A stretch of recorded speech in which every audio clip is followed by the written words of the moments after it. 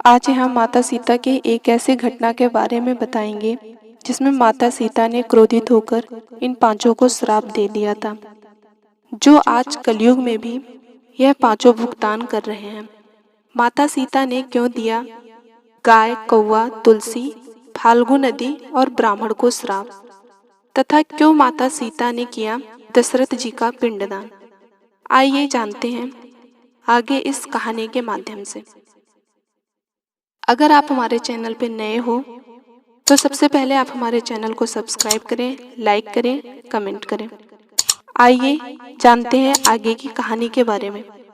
जब श्री राम, माता सीता और लक्ष्मण जी वनवास काट रहे थे, तब श्री राम और लक्ष्मण के पिता राजा दशरथ की मृत्यु हो चुकी थी। उस दौरान पितृपक्ष था और उन्हें पिंडदान करना था, जो किसी पवित्र नदी के किनारे जाकर होता है। इसलिए यह तीनों गया के फाल्गु नदी के तट पर पहुंचे। कहते हैं जब श्री राम, लक्ष्मण और देवी सीता गया के फाल्गु नदी पहुंचे, तब श्री राम ने पंडित जी से पूछा कि सामग्री के विषय में, जिसके पश्चात उन्होंने लक्ष्मण जी को पास के गांव में पूजा के लिए जरूरी सामान लाने को कहा। जब काफी देर बाद लक्ष्मण जी नहीं लौटे तो श्री राम ने खुद ही जाकर लक्ष्मण जी की खोज खबर लेने का निर्णय लिया। वहीं दूसरी ओर पंडित जी बार बार उन्हें शुभ मुहूर्त के निकल जाने के बारे में बता रहे थे, साथ ही उन्हें अपनी तैयारियां जल्दी पूरी करने के लिए भी कह रहे थे। श्री राम तुरंत लक्ष्मण की खोज में निकल पड़े। इधर जैसे ही समय बीता जा रहा था, सीता जी की चिंता बढ़ रही थी।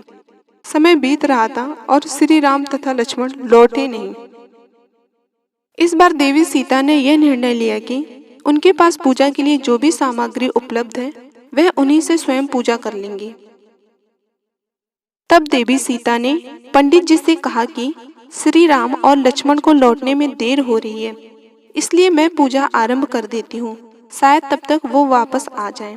और अगर ऐसा नहीं हुआ तो वह अकेले ही यह पूजा समाप्त कर लेंगे। विधि पूर्वक पूजा करने के पश्चात देवी सीता ने अंत में पिंडदान किया और जैसे ही उन्होंने प्रार्थना करने के लिए अपने हाथ जोड़े और आंखें बंद की, उन्हें एक दिव्य स्वर सुनाई दिया कि उनकी पूजा संपन्न हुई और स्वीकार भी हो गई। यह सुनकर देवी सीता को बहुत प्रसन्नता हुई। साथ ही उन्हें इस बात की शांति मिली कि उनकी पूजा सफल हुई और राजा दशरथ ने उन्हें स्वीकार कर लिया। हालांकि वे इस बात को भी भली भांति जानती थी कि श्री राम और लक्ष्मण इस बात पर भरोसा नहीं करेंगे, क्योंकि माना जाता है ऐसी पूजा बिना पुत्रों की पूरी नहीं होती।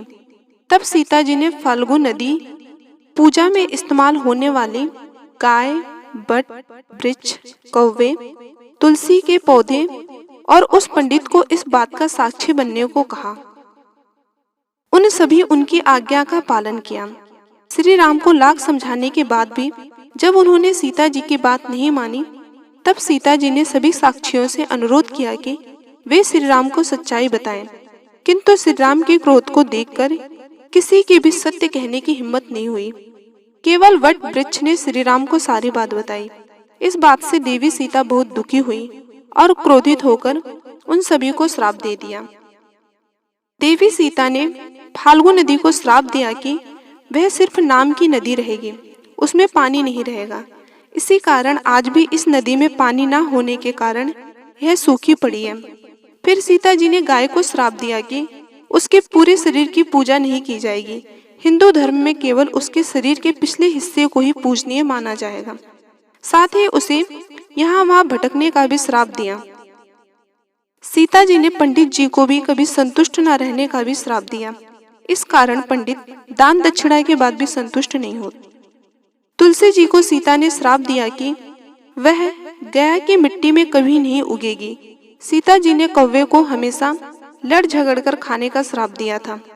केवल बट वृक्ष को सीता ने आशीर्वाद दिया कि पिंडदान में इस वृक्ष की उपस्थिति जरूरी होगी। साथ ही देवी ने वट वृक्ष को लंबी आयु और दूसरे को छाया प्रदान करने का भी वरदान दिया, तथा यह भी कहा कि पतिव्रता स्त्रियां इस वृक्ष की पूजा करके अपने पति की लंबी आयु की कामना करेंगी।